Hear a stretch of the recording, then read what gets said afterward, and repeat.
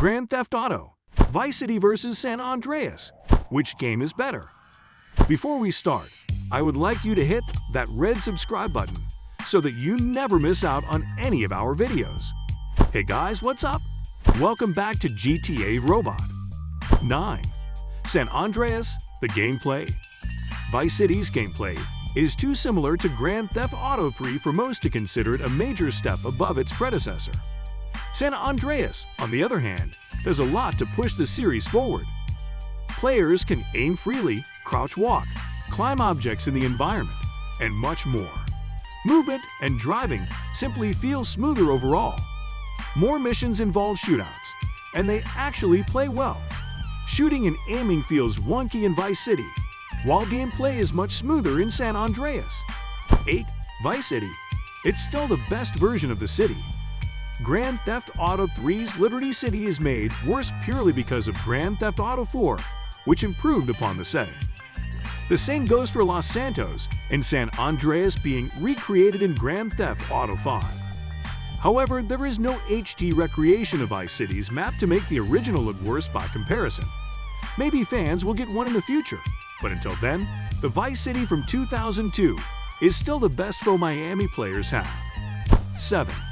San Andreas, the story. Vice City is a relatively simple tale about a criminal building up an empire. It is compelling from a gameplay perspective, but there is nothing really interesting or unique in the meat of the story. San Andreas, on the other hand, is an epic crime story with dozens of characters. Players are led to believe the game will be about one thing before the whole story is turned on its head, and players are sent down a whole other path.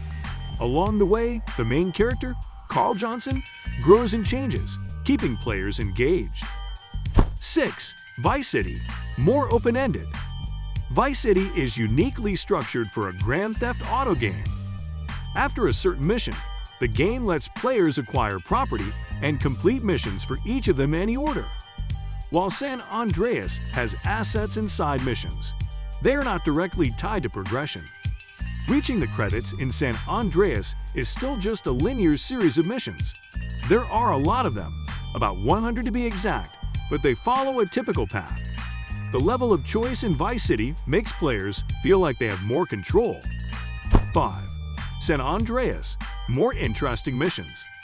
With about 100 story missions in all, the objectives had better be interesting for players to remain engaged until the very end. The missions cover all range of gameplay mechanics like shootouts, car chases, on-foot chases, and even flying to Liberty City. Vice City has fewer missions by comparison, and they offer less variety. As previously stated, shootouts are not as fun and movement does not feel as tight as it does in San Andreas. 4. Vice City. The Definitive Edition looks better. There has been a lot of controversy around the definitive editions of the trilogy released recently. The graphics have come under a lot of criticism, and there are numerous technical issues. San Andreas suffers the most of the three. Some argue that certain aesthetic choices destroy the PS2 game's unique vibe. On the other side of the coin is Vice City, which fares better with the upgrades. Character models still look strange at times, but the overall look of the city is improved. 3. San Andreas, RPG mechanics. San Andreas forces players to pay close attention to CJ's stats. If he goes too long without eating, he grows weaker. But if players feed him too much, he will gain weight and won't be as agile. Additionally, certain stats like stamina, muscle, and lung capacity increase as players do certain activities. CJ gets better at driving cars, bikes, and motorcycles the more he engages with them. He also gets better with certain weapons as he uses them.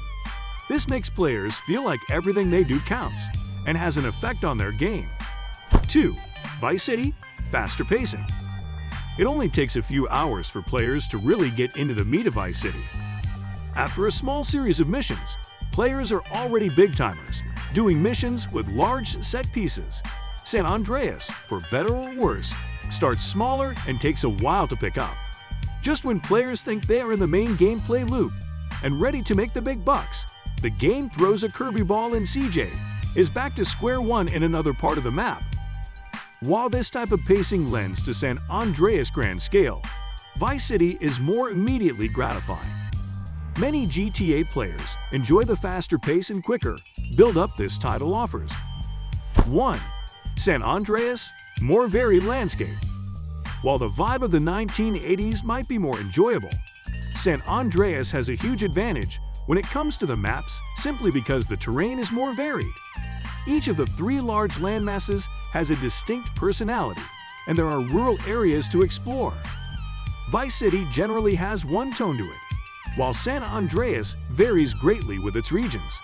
There is something especially satisfying about doing a mission where the player crosses several areas of the map, really making players feel like they are traversing across a whole state. This brings us to the end of our video. I hope you enjoyed it. Hit like if you did, and don't forget to subscribe to our channel so that you don't miss any of our videos in the future. Also, watch the 2 videos that are on your screen because I'm sure you'll love them. With that, I'll see you in the next video.